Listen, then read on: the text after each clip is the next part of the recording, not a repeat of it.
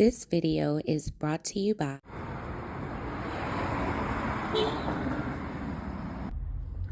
Cool Grain Clothing.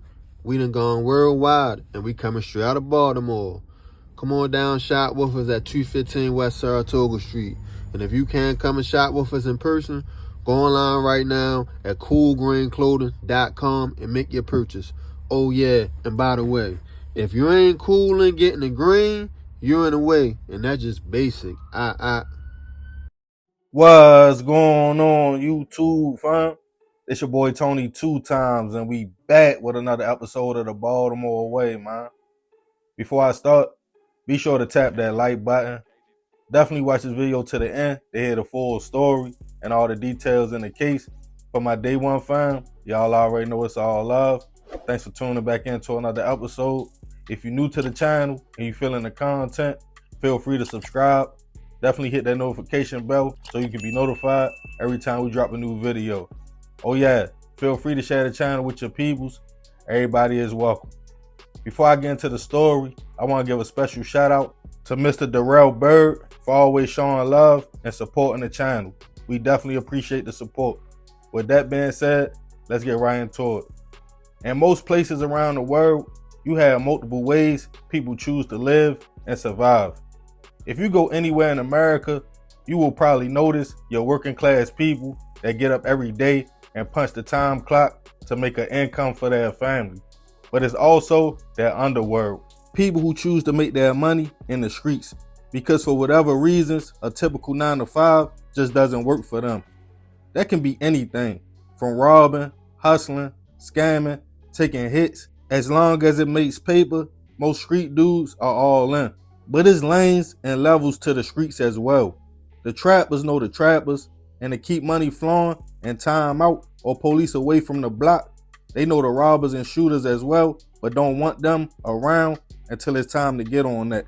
Everybody does their thing and eat how they choose to eat. In my city of Baltimore, Maryland, since I was born, it's always been an open air drug market. If you never been and decide to visit, don't be surprised if you walk up the street and before you reach your destination, you have been offered everything under the sun. You hear red tops, blue tops, or they get slick with it. Like I got that Tank Davis, yo. One hit, I'll leave you knocked out or nothing all day. It's all really just sell tactics to keep foot traffic flowing and new customers hitting the block if you are interested. It becomes a lifestyle for many young men and women. When it's so easy to walk out your front door, get in the mix because thousands of dollars are being made on your block every day. At that point, some figure, what can a job really do for me? But a lot comes with being on that block because people do cross lanes, causing collisions, and beef comes with it. Everybody wants the money. So of course, stepping on toes, hitting other people's cells, hustling in an area you don't belong in, things can go from being all about the money to respect and bloodshed real quick.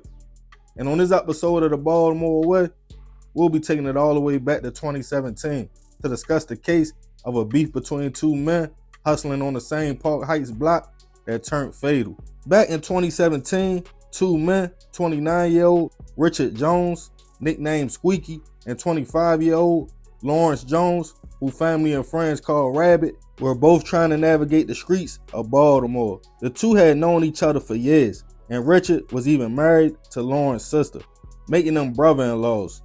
The two men both hustled to make a living in one of the most infamous parts of the city, Park Heights, located in northwest Baltimore.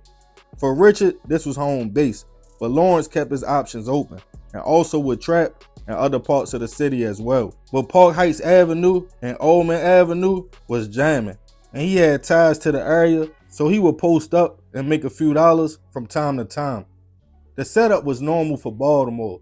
You had people selling different things, from smack, girl, grass, pills, and if they did have the same product, they would use different colored bags or vials, so the sales could know who had what. Richard would use hitters or people to make sales for him, so he wouldn't have to chance it going hand to hand. He would pay them either in cash or for the ones that got high product at the end of the day. It was also lookouts on every corner, making sure time out didn't hit the block to make sure nobody would go to jail. Around about January 2017, Richard heard through the block Lawrence was using the same color bags as him, blue bags, which was confusing the clientele, leading to Richard's customers copping from Lawrence, thinking he had the same thing. In the streets, depending where you from, that's called stepping on toes, short stopping, or stealing sales. The two had a conversation and agreed one of them would switch the colors of their bags. After that, the show went on. On February 3rd, 2017, it was a normal day, business as usual. But that night, a call came in to police of shots fired on the 2600 block of Oldman Avenue. When they arrived to the scene, they found the man suffering from multiple gunshot wounds with a trick can next to him with 11 blue bags in it and also 16 shell casings. The man was pronounced gone on the scene, and people on the block all told police that was unfortunately rabid. Nobody came forward with information, but soon after the incident, police would get surveillance footage from local businesses in the area. One video showed Lawrence walking up one side of the street. On the other side of the street, on a house on the block, one man stepped off a front porch and let off multiple shots before fleeing. Police made the block hot looking for a suspect. They posted up every day, searching for information, making petty arrests on stuff like possession to see if somebody was willing to talk. Eventually, it paid off. A man who hustled for Richard told police it had been beef between him and Lawrence over the color of their bags. He claimed Richard told him he was going to hit Lawrence. The day of, he stated he was walking up the street. He heard shots and panicked. He picked up his pace and started to run. He claimed he heard steps behind him, turned around and saw Richard with a gun. Thinking he was about to be next, he froze up until he alleged Richard told him, "Nah, bro, you good. Keep running." And they went their separate ways. But another man from the area claimed it was somebody else from the block that looked just like Richard, and that people were claiming it might have been him who shot. After further investigation though, Richard was picked up and charged with first-degree hit and other charges as well. As the neighborhood grieved rabid, they couldn't believe Richard was the one being charged for the shooting because the two were so close. As the case made its way to trial, there were mixed emotions and people pointing fingers in different directions.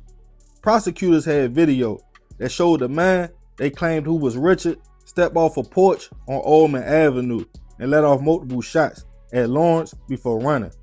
One man took the stand and claimed he saw Richard that same night at a sub shop and that he was concerned about the shooting, asking like, "Yo, what happened? Who got hit?" He also pointed to the fact there was a lot of beef going on about sales and money in the area. The key witness was the man who worked for Richard, who claimed they both ran together after the shooting. He took the stand and stated the same thing he told police in the interview. But it was a surprise when Richard would take the stand on his own defense. He stated, yes, he did sell drugs in the area, but him and Lawrence knew each other over 20 years. He stated they broke bread, he looked out for him, he even helped the family with the funeral. Not to mention, he was married to his sister. He confirmed the argument about the bags, but claimed it wasn't about nothing, regular block problems. But he also stated Lawrence had real beef with some dudes from another area for hustling around their way without permission. But even with speaking up, in the end, Richard was found guilty on all charges and sentenced to life plus 20 years in prison. He appealed his conviction right after, but lost. Rest in peace to Lawrence. I send my prayers and condolences to his family. Unfortunately, in Baltimore, this is a normal, everyday thing. These blocks and neighborhoods collect souls of people wanting to make a dollar or a name for themselves. I know cousins who have shot at cousins, brothers who rob each other, all over blocks and money. The thing is, we are all so proud to claim these areas and blocks we don't even own. Ask anybody from Baltimore what area of town they from, and with their chests out, head up, they will say down the hill, East Baltimore, or EA, Emerson Avenue, or the Heights, Park Heights, Harford Road, Greenmount. I can go on and on, not realizing these blocks have taken from families and the people much more than they have given. But yet, the next generation wants in, and to try their luck, hoping their story will be different. And then the cycle just continues. But hey, that's the Baltimore way. Yeah, man, crazy story. Rest in peace, that man. I definitely send my prayers to his family. But I ain't gonna talk too much more about this one. Y'all leave it in the comments. I appreciate you if you made it to the end. This is another episode of the Baltimore Way. It's your boy Tony 2 times. Love, fam. I'm out.